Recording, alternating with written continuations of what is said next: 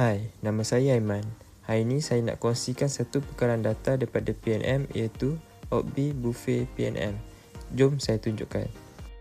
OCB Buffet PNM adalah pengkalan data bacaan digital yang disediakan oleh Perpustakaan Negara Malaysia.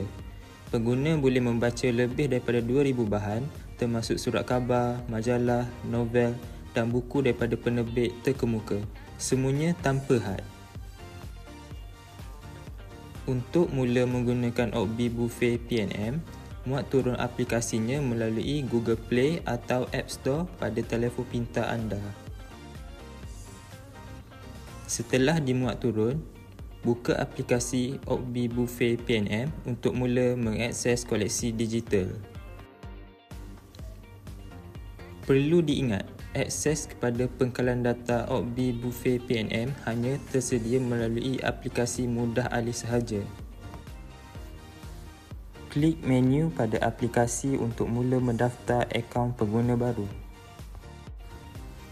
Seterusnya, klik ikon gas untuk meneruskan proses pendaftaran akaun. Untuk sign up, isikan maklumat yang diminta dengan lengkap. Setelah selesai mengisi maklumat, klik butang register untuk mendaftar akaun anda. Seterusnya, pendaftaran perlu disahkan melalui email yang telah didaftarkan. Semak email untuk melengkapkan proses ini. Selepas pendaftaran disahkan, log masuk dengan nama pengguna dan kata laluan yang telah didaftarkan. Tips berguna. Pertama, pastikan sambungan internet anda stabil masa mendaftar dan membaca. Kedua, semak folder spam jika email pengesahan tidak diterima. Ketiga, gunakan kata laluan yang mudah diingat tetapi selamat. OCB Buffet PNM menyediakan koleksi digital yang pelbagai. Terdapat e-surat khabar, e-majalah dan juga e-buku.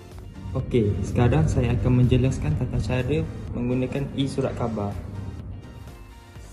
Klik pada e-surat khabar pilihan anda untuk mula membaca.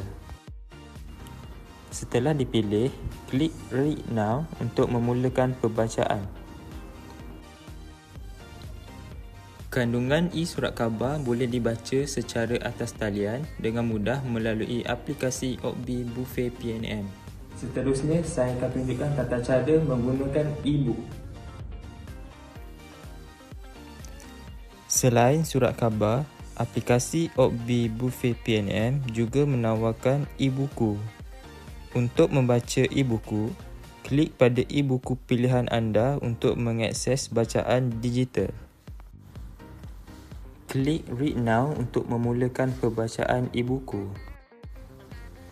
Kandungan e-buku boleh dibaca secara atas talian, sama seperti e-surat khabar. Selain itu, saya juga akan menerangkan cara-cara menggunakan enjin carian di OCB Buffet PNM.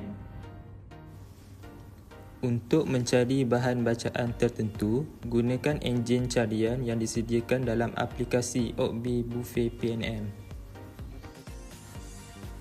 Klik pada bahan bacaan yang anda ingin baca daripada hasil carian. Setelah dipilih, klik Read Now untuk memulakan pembacaan bahan anda. Semua kandungan bahan bacaan boleh diakses dan dibaca secara atas talian melalui aplikasi OCB Buffet PNM. Mudah kan? Jadi lepas ni korang dah boleh akses pada surat-surat khabar ataupun buku-buku yang korang minat melalui OCB Buffet PNM. Jangan lupa untuk download dan share dengan kawan-kawan, okey?